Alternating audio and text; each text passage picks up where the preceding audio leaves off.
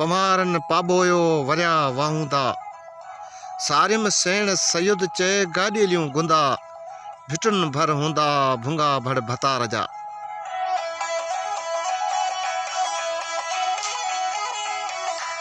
भिटाई साईं फरमाए थो त बहार जूं हीरूं मोटी आयूं आहिनि ऐं पहाड़नि में ख़ुशी मुरकियो आहे। मूं हींअर पंहिंजा सॼण माल जा गस ऐं संदन फरनि जूं जायूं यादि कयूं आहिनि।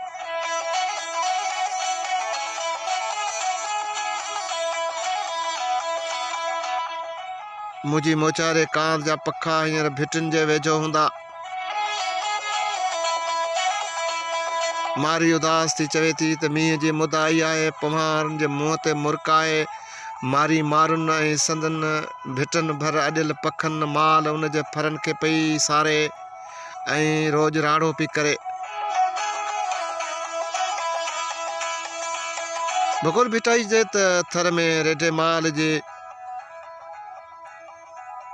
उन मां ख़ासियूं खथियूं थियूं जुड़नि। मारवड़ा साओ लुंब ऐं ॾोहरा चूंडियो उन ते गुज़र था कनि।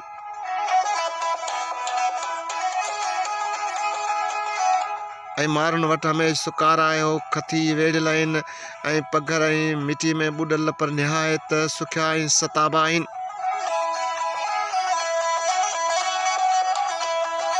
थर में न ढल न झल पल उमिरि मारी खे नवनि महलनि ऐं माड़ियुनि जा लंब थो ॾिए पर हिन साधी जो साह उन लभनि खे ठुकराए थो। ऐं मारी जो मारुनि सां सनी सुई से सिबिल आहे। साह संद साह पखनि में आहे। बुत कोट में क़ैद आहे।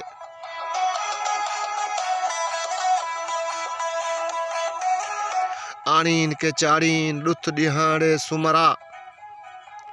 आणीन के चाड़ीन ॾुथ ॾिहाड़े सुमरा सथा कयो सैयद चए साऊं सुकाइन।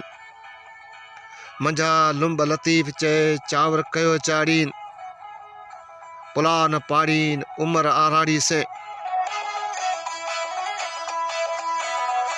ए सुमरा मारवड़ा रोज़ जो रोज़ ॾुथ झंग जो अन्न मेवो गॾु करे आणीन ऐं उन ते गुज़रान कनि था। ऐं हू साओ गाह ढिग कयो था सुकाइनि। हू लुंब जे गाह मां चांवर कढियो था रधीन।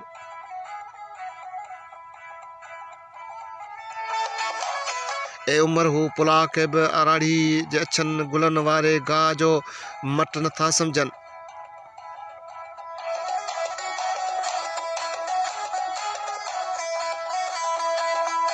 बहार जे मींहुं वसकार कई आहे। पवन ख़ुशी में मुरकियो आहे। हींअर हिननि मथां फ़कर लथो आहे ऐं चौपाए माल जे फरनि बचनि जा पेर पुख़्ता थिया आहिनि।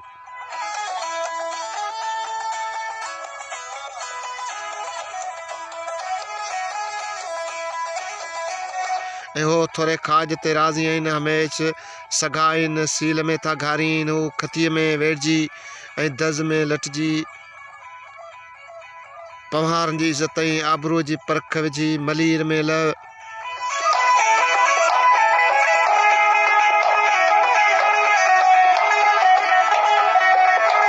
थर मुल्क में न कंहिं क़िस्म जी झल आहे न ढल। मारवड़ा ॻाढ़ा गुल टारिनि था पटियो अचो आहुरनि में विझनि। मारू पाण अमुल बेबहा आहिनि ऐं संदन मलीर बहकंदड़ तजमल शान वारो आहे।